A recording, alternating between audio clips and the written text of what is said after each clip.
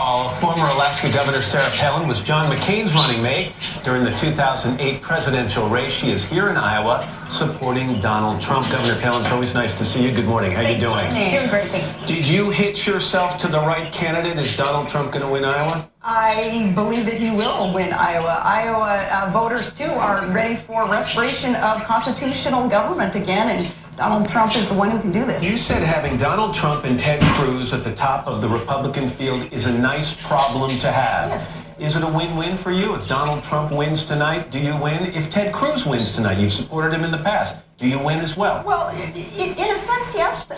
Keeping in mind that this is just the very first step in this long, arduous process, you know, and then getting into the general. We have 10 more months before we actually know who will be our next president. So, yeah, tonight, whatever the outcome, I think the Republican Party, again, is in a fortunate position in having that good problem, good candidates at the top. This was probably a tough call for you between Ted Cruz and Donald Trump. It wasn't tough. Really? No, it wasn't tough. I had supported Ted Cruz in his run for Senate there out of Texas, and when I endorsed him, he was, barely a blip on the radar screen down there in terms of in the polls and what people were perceiving, and then at the last minute being able to get in there and kind of, hopefully, we helped, added some momentum to his campaign, and support him being there in the Senate to be a fighter for the American people, for our will. I want to keep him in the Senate, and I want Donald Trump to be our president. You have a lot of credibility with evangelical voters, and that's one of the reasons why this endorsement meant so much to Donald Trump.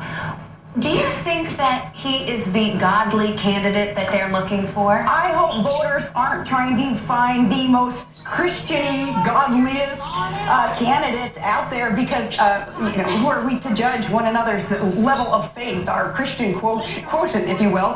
Hopefully, people are looking for he who has that record of success that proves he's going to be able to get the job done for us, finally. Is he a true conservative, though, Governor Palin? He has admitted that in the past he's donated to Democratic candidates, Republican candidates. He's donated to Hillary Clinton. How do you square that with a true conservative? You compare him to someone like Ronald Reagan, who, too, had at one point, he was a registered Democrat even, and then he saw the light. And I say, wonderful. I am so glad that Donald Trump is on our side when it comes to the political spectrum, understanding that free markets and capitalism and restoration of our freedom is the way for America to be restored. Good. We should celebrate that he has come over on the right side. I want to ask you about something you mentioned on the campaign trail, which is the arrest of your son, Track. And you talked about it, and then you mentioned PTSD.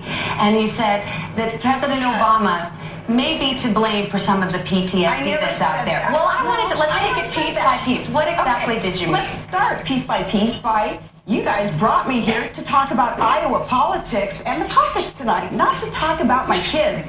And that was a promise. But as things go in the world of media, you guys don't always keep your promises, evidently.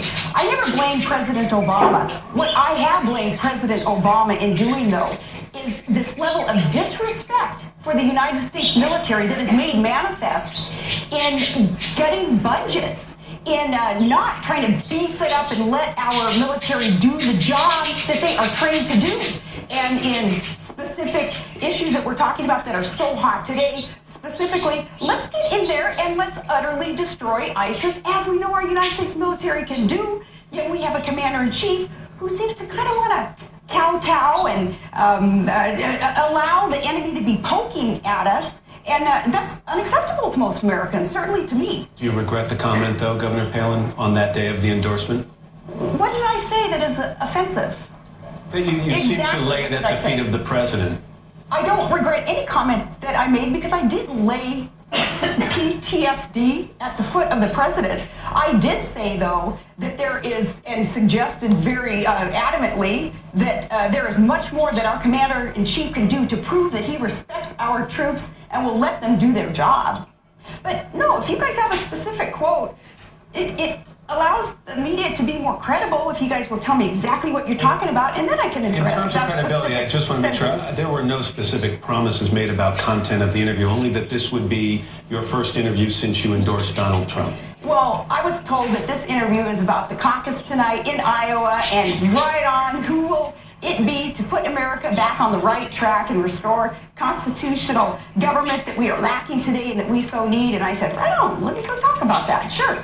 And I think we talked about that quite a bit. Governor Palin, thank you so much. Thank you. Appreciate it. Thanks. Let us